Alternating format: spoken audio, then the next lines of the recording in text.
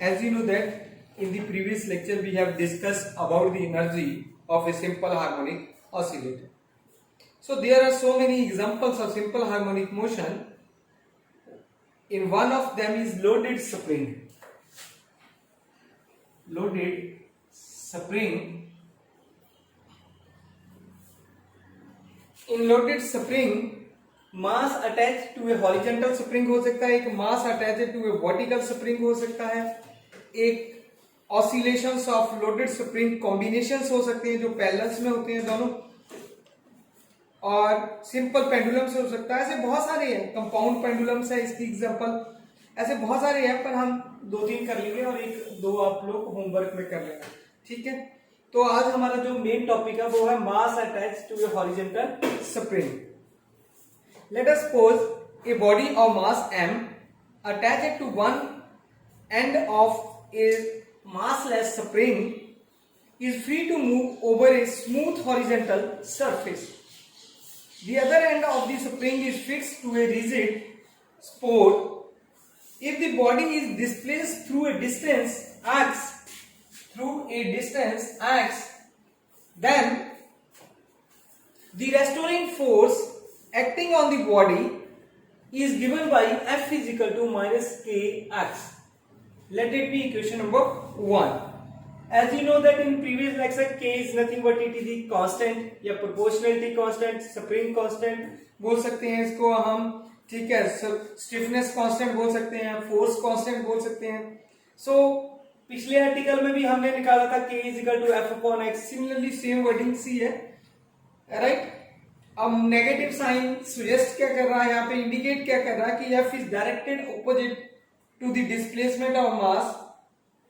When the displaced mass is released it oscillates to and fro about the equilibrium position. As we know that a is equal to oscillation is equal to d square x upon dt square and the Newton's second law of motion is equal to F is equal to ma.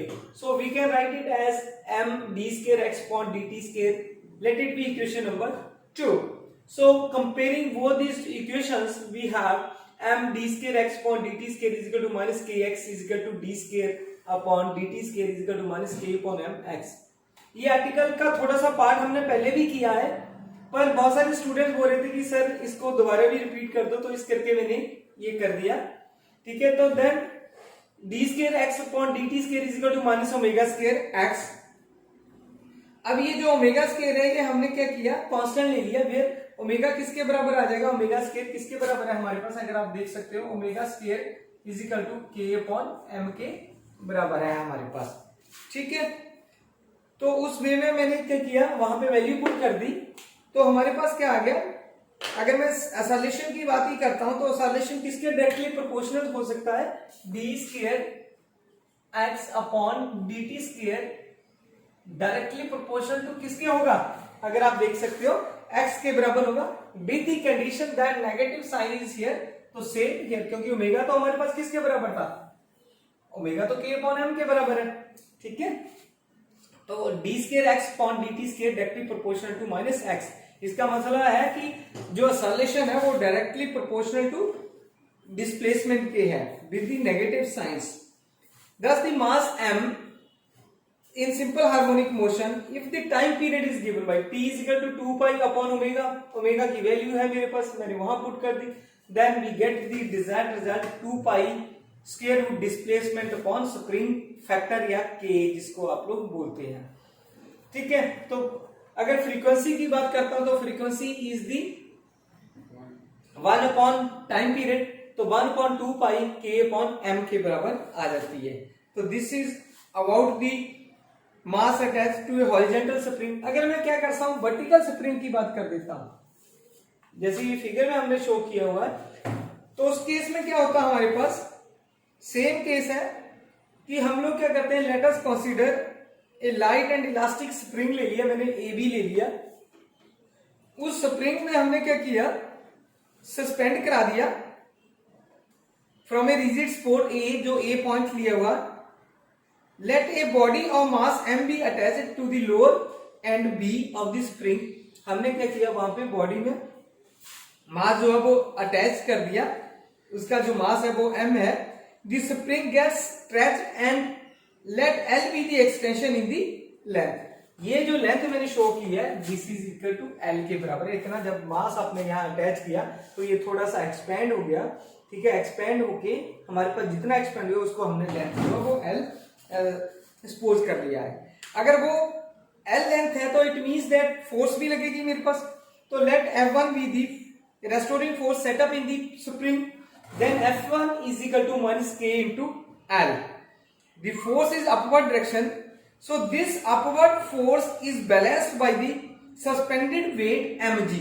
देखो हमने, अगर आप देखते हो कि भाई we are putting here the mg, तो mg इसीलिए लिया कि जो फोर्स थी वो अपवर्ड है, उसको बैलेंस करने के लिए हमने क्या किया, एरो से मैंने दिखाया है कि फोर्स जो अपवर्ड है, तो उसको दोनों को बैलेंस करने के लिए हमारे पास mg सस्पेंड जो वेट कर दिया हमने, तो F1 is equal to mg।